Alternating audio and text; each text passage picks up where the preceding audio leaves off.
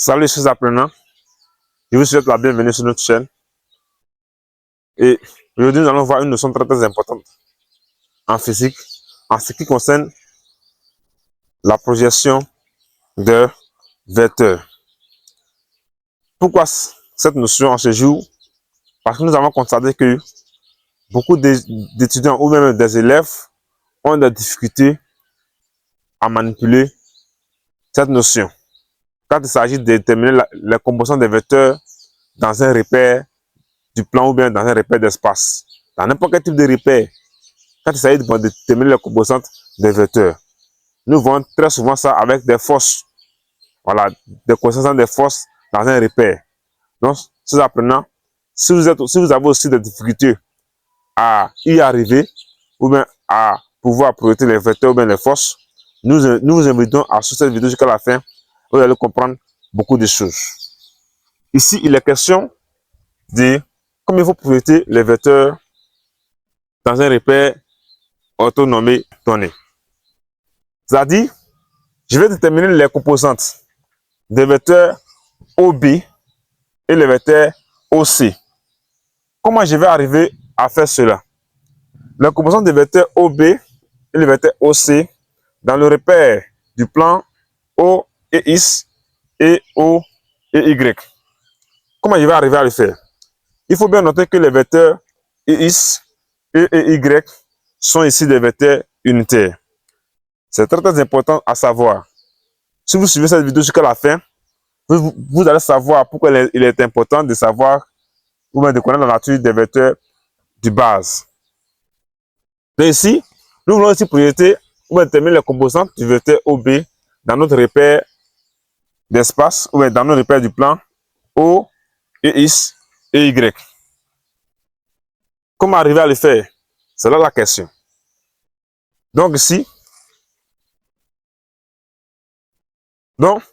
écrire les vecteurs OB et OC dans la base X et Y revient tout simplement à écrire les vecteurs OB et OC comme combinaison linéaire des vecteurs X et Y. Maintenant, nous allons manipuler ça avec le produit scalaire. Si vous avez la difficulté à étudier les relations de Pythagore, vous pouvez aussi vous amuser à étudier les relations avec le produit scalaire. Alors, par définition, que veut dire le produit scalaire de deux vecteurs? Un exemple très clair. Lorsqu'il y a deux vecteurs, par exemple, un vecteur, lorsqu'il y a deux vecteurs, U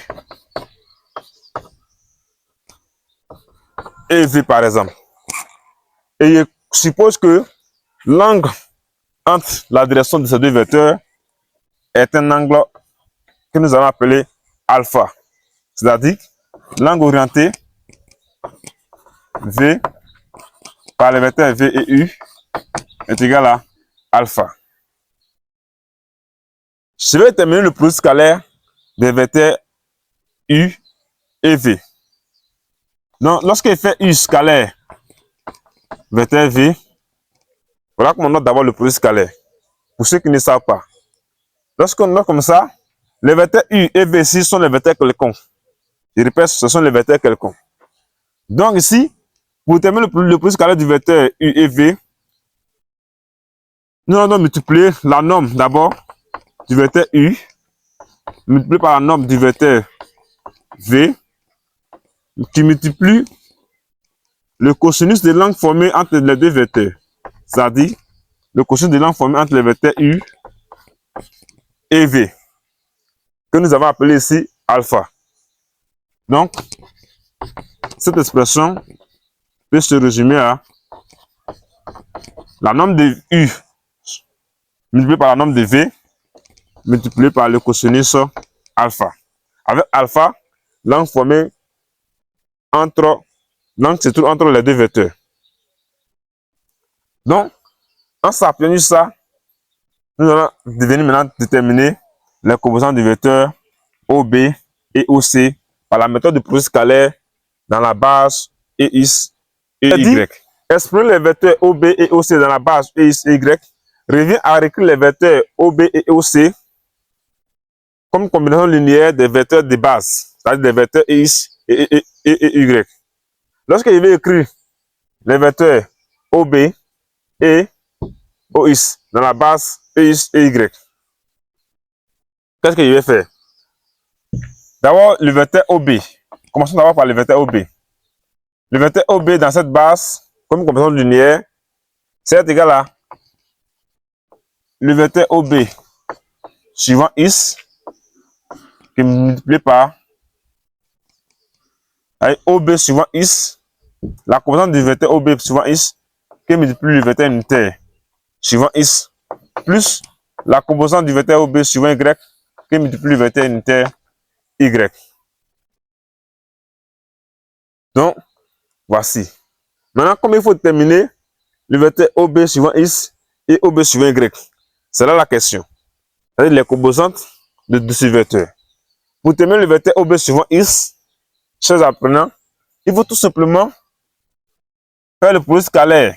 Lorsque je veux la composante d'un vecteur sur un vecteur unitaire, je fais le produit scalaire de ce vecteur par ce vecteur unitaire.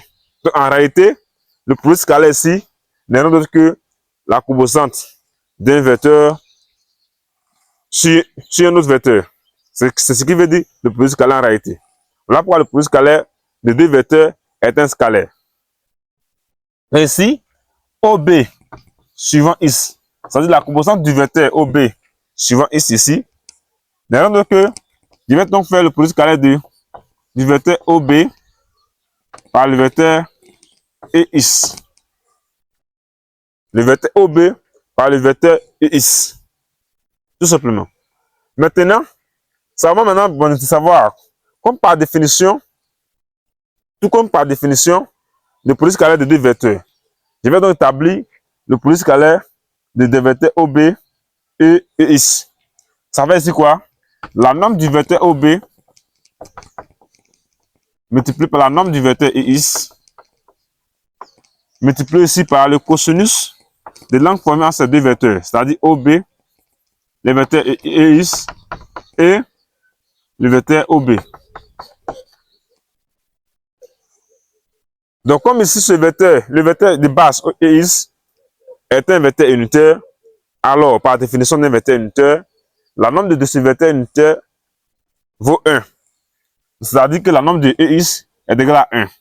Donc, et la norme du vecteur OB est aussi généralement notée la distance OB multipliée par 1 multiplié par le cosinus de l'angle formé entre le vecteur, la direction du vecteur EX et la direction du vecteur OB. Comme vous regardez très bien, voici la direction du vecteur EX. Voici la direction du vecteur OB. Voici le point aussi. L'angle formé entre les deux vecteurs, c'est ce temps-là que nous avons ici noté θ. C'est-à-dire ici, fois le cosinus θ. Donc, c'est-à-dire OB, la composante de OB, du vecteur OB suivant X, c'est égal à la distance OB multipliée par le cosinus de l'angle θ. Tout simplement. Également aussi, lorsque je vais terminer la composante du vecteur OB suivant Y, je vais aussi faire quoi? Je vais dire la composante du vecteur OB suivant Y, noté OB indice Y, c'est égal à quoi? Je vais projeter ce même vecteur OB sur le vecteur EY. Pourquoi? Parce que c'est la composante du vecteur OB suivant Y que je vais déterminer. Donc, c'est apprenant, vous voyez. Maintenant, à partir de là, je vais appliquer la même définition du produit scalaire que j'ai appliqué en faisant le produit scalaire du vecteur OB par le vecteur EX. Donc, ce produit scalaire aussi me donnera la norme du vecteur OB multiplié aussi par la norme du vecteur EY multiplié par le cosinus de l'angle formé entre les deux vecteurs, c'est-à-dire la direction du vecteur OB et la direction du vecteur EY. Maintenant, le vecteur EY est un vecteur de la base orthonormée. C'est-à-dire que sa norme ici sera égale à 1. Et la norme du vecteur OB est généralement notée la distance OB, qui va multiplier 1, qui multiplie le cosinus de l'angle formé entre les deux. Voilà. Très importante. Voici le vecteur OB. Voici le vecteur EY. L'angle entre les deux vecteurs est noté ici pi sur 2 moins θ. C'est-à-dire aussi le cosinus de pi sur 2 moins θ. Donc, la distance OB ici, OB suivant Y ici, va nous donner OB multiplié par le cosinus de pi sur 2 moins θ. Alors, on va simplifier un peu cette expression. Vous comprenez pourquoi je vous avais dit qu'il est important aussi de maîtriser votre cours sur la trigonométrie. Pour exprimer tout simplement le cosinus de pi sur 2 moins θ en fonction de θ. Donc, pour y arriver, j'ai fait tout simplement mon cercle trigonométrie. J'ai un petit cercle trigonométrie. Dans les vidéos précédentes, nous avons fait un bref résumé ou bien une démonstration sur cette notion que je vais vous montrer tout à l'heure. Donc, je vous invite aussi à aller aussi sur ces vidéos. Ça vous fera énormément du bien pour pouvoir comprendre la notion de produit scalaire et comment il faut exprimer les relations de trigonométrie entre elles. Donc ici, je vais d'abord placer d'abord le θ. Le θ, je le place ici, dans le cercle trigonométrie. Par définition, cette trigonométrie est un cercle de rayon 1. C'est-à-dire ici, je place le θ ici. Une fois que j'ai placé le θ, ici est 0, et ici est pi. De là à là, ça me fait ici un angle plat. Et de là à là, ça me fait ici un angle droit. Notez en radian ici, pi sur 2. Et le cosinus, dans le cas de cette trigonométrie, il faut donc noter que le cosinus se lit sur l'axe horizontal. Pour lire le cosinus, on s'intéresse à l'axe horizontal. Maintenant, pour lire le sinus, on s'intéresse à l'axe vertical. Tout simplement. Donc, si je veux déterminer le cosinus de l'angle θ, je vais tout simplement projeter l'angle θ sur l'axe horizontal, c'est-à-dire l'axe OI. Voilà, avec le point O, le centre ou bien l'origine du repère ici associé à notre cercle trigonométrie, ou bien le centre du cercle trigonométrie. Donc, c'est cette distance-là. En projetant ici, c'est cette distance-là qui sera égale au cosinus de l'angle θ. Donc, le cosinus de l'angle θ va se résumer à cette distance. On appelle cosinus de l'angle θ. Maintenant, quel me veut donc son sinus? Le sinus de l'angle θ, pour déterminer son sinus, je vais projeter le point ici sur l'axe vertical, parallèlement à l'axe horizontal. C'est-à-dire ici, il y aurait ici, en faisant cette projection, j'obtiens donc cette distance. Et c'est cette distance-là qui va représenter ici le sinus de l'angle θ. Le sinus de l'angle θ. Maintenant, qu'est-ce qu'il y a devant moi? À comparer ces deux distances, je remarque ici que, puisque l'angle est aigu, l'angle θ ici est aigu, le cosinus de l'angle θ ici est plus grand que le sinus de l'angle θ. C'est ce que nous remarquons. Parce que le cosinus est repéré par la distance que vous voyez ici, fléchée ici, et le sinus de l'angle θ représente la distance que vous voyez tout simplement ici. Donc, ça vous maintenant de faire la comparaison. Une très simple comparaison. Maintenant, je vais maintenant chercher maintenant pi sur 2 moins θ. Car ici, la question de déterminer le cosinus de pi sur 2 moins θ en fonction de sinus θ. Donc ici, voici pi sur 2 et voici l'arc de θ. Pour déterminer pi sur 2 moins θ, je vais retrancher tout simplement dans la mesure de l'angle pi sur 2, je vais retrancher la longueur ou même l'arc intercepté par l'angle θ dans l'arc intercepté par l'angle pi sur 2. C'est-à-dire, de là à là, il y a pi sur 2, donc de là à là, il y a l'angle θ. Donc je vais prendre mon compas tout simplement et placer ici pour prendre cette portion et je vais retrancher la portion ici dans le pi sur 2. C'est-à-dire ici, il y aurait à quelque part ici, il y aurait ici donc pi sur 2 moins θ. Ce que je suis en train de faire ici, cette démonstration a été faite C'est moi-même qui l'ai faite dans la vidéo précédente. Donc, je vous invite aussi à aller aussi sur cette démonstration. Là, elle est bien détaillée et bien expliquée. Donc, ici, comme ce n'était pas l'objectif du jour, donc on va donc aller ici rapidement. Donc ici, pour terminer le costume de lampe plus 2 moins θ, tout simplement, il faut toujours projeter sur l'axe des abscisses, c'est-à-dire l'axe horizontal. Comme je l'ai déjà dit, le cosinus se lit sur l'axe horizontal. Donc en projetant, voici la distance que j'ai comme cosinus. Donc la distance qui est là, que j'ai fléchée ici, c'est ça qui va représenter le cosinus de l'angle pi sur 2 moins θ. Cette distance. Maintenant, lorsqu'il y avait son sinus, je vais projeter sur l'axe des ordonnées, c'est-à-dire l'axe vertical. En projetant ce angle sur l'axe vertical, j'obtiens ici donc son sinus. Donc le sinus de cet angle-là, de l'angle pi sur 2 moins θ, c'est toute cette distance que j'ai repérée ici. C'est-à-dire sinus de pi sur 2 moins θ. Maintenant, chers apprenants, je vais maintenant comparer.